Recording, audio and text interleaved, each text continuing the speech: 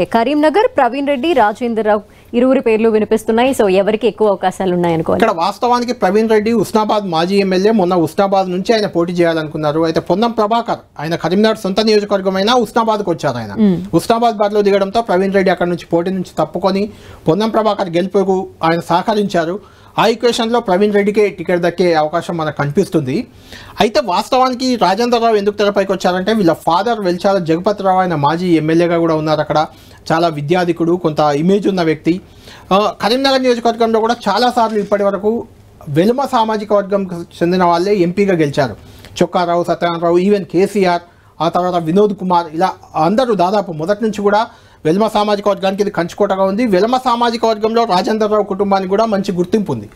ఆ ఈక్వేషన్స్తో రాజేందర్ రావు ఇక్కడ తెరపైకి వచ్చారు. లేదంటే ప్రవీణ్ రెడ్డికి ఇక్కడ టికెట్ దక్కే అవకాశం ఖచ్చితంగా కనిపిస్తుంది. ఎందుకంటే ఇక్కడ బీజేపీ నుంచి బండి సంజయ్ చాలా బలమైన అభ్యర్థి, సిట్టింగ్ ఎంపీ. బీఆర్ఎస్ నుంచి వినోద్ కుమార్ ఆల్రెడీ ఆయన కూడా మాజీ ఎంపీ, ఆయన కూడా కేసీఆర్కు అత్యంత సన్నిహితుడు.